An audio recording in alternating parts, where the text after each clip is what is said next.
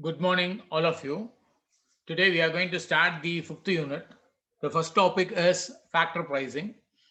In the next class, we will start with the theory of rent and theory of wages and other theory of profit. Today we will have a basic idea about what is factor pricing is. Actually, the factors of production can be defined as the input used for producing the goods and services with the aim to make a economic profit. Of course, in economics, there are four main factors of production, as you know. They are the land, labor, capital, and organization.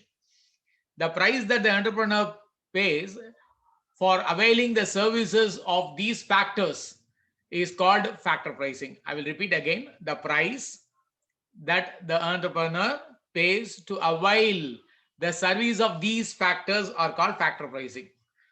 What are the factor pricing? Entrepreneur will pay a rent for land. He may pay wage for the labor. He may pay interest for the capital and profit for the administration. So all these things, an entrepreneur pays rent, wage, interest and profit for availing the service of land, labor, capital and entrepreneur respectively. This theory of factor pricing, one minute,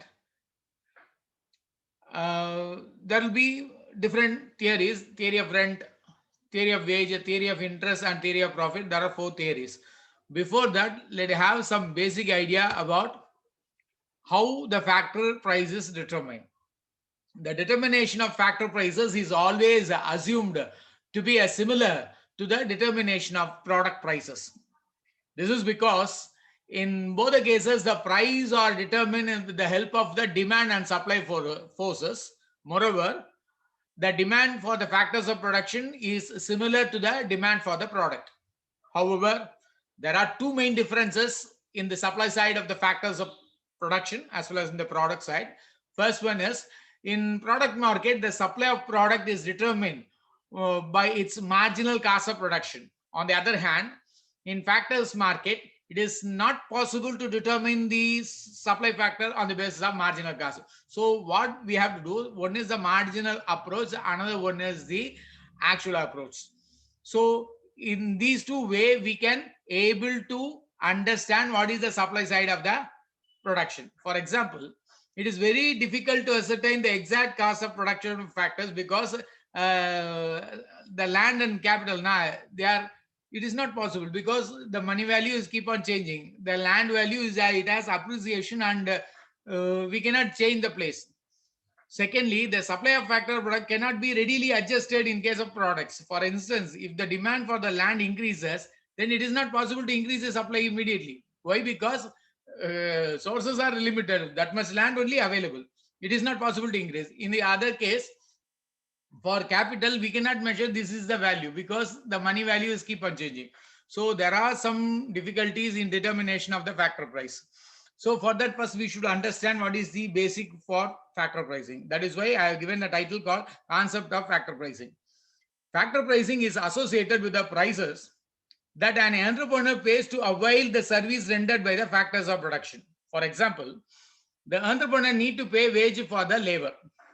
Then he is paying rent for the land and he is paying the interest for the investment, that is capital, or he or she will try to earn maximum profit. So these factors of production directly affect the production process of the organization. In this context, there are four factors of production. When combined together, we can produce the aggregate demand for the product, which is in terms of national income. Therefore, it is important to determine the price of these four factors of production, failing which it is not possible to frame the economic policy. The theory of factor pricing deals with the determination of share price of the four factors of production. What are they? All four factors: land, labor, capital, entrepreneur. So when we are fixing the price for these four factors, we used to call it as factor pricing. In simple words, I may say the theory of factor pricing is concerned with the principles according to which the price of each factor of production is determined and distributed. Therefore, the theory of factor pricing is also known as theory of distribution. If somebody is asking what is theory of distribution, it's nothing but it is a theory of factor pricing, how we are pricing the factors like land, labor, capital, and organism. So both theory of factors of production and theory of distribution are the same. The theory of factor is also known as theory of distribution. According to Chapman, there is a important phrase for theory of factor production. Accounts for sharing the wealth produced by the community among the agents or the owners of the agent. We have to actively in its production. That thing, but we are saying here, who is the entrepreneur is trying to define that particular owner or a agent is using all factors of production. So that approach should be in two ways. One is the price effect, another one is income effect. So in the context of price aspect, what we trying to refer is that aspect in which the organization pays certain amount to avail the service of factors of production. For example, he is paying the wage, rent, or interest in order to constitute the price of the factors of production. This is in case of price factor. In case of income factor, there is another approach is there. There are certain amount to be received by factors of production. For example, rent is received by landlord, wage is received by labor. First one is in the debit side, second one is in the credit side. So there are two aspects. One is price aspect and income aspect. So keep it in mind. Generally, it is assumed the factor pricing theory is similar to product pricing theory. However, there are certain differences between two theories. Both the theories assume determination of price of the interaction of two market forces, namely the demand and supply. However, there are differences in the nature of demand and supply of factors of production with respect to that product. In case of demand for factors of production, it is a derived demand, while demand for the product is a direct demand. So there is a difference between factor market and the actual market. Moreover, the demand for the factors is a joint demand. This is because a product cannot be produced using a single factor of production because we need all four. Within a single factor, it is not possible. On the other hand, the supply of product is closely related with the cost of production, whereas there is no cost of production for factors. For example, there is no cost of production for land, labor, and capital. Therefore, the factor pricing is separated from the product pricing. So there is a possibility of section because differentiate between factor pricing and product pricing. Factor pricing means giving pricing or value or determination for the all four factors: land, labor, capital, and organ. But product pricing is based on the cost of production. Land, labor is not having any cost of production because it's a natural supply. But product pricing is artificial. We are using these resources of all four factors of production. For that, we are paying based on that. The pricing will be fixed.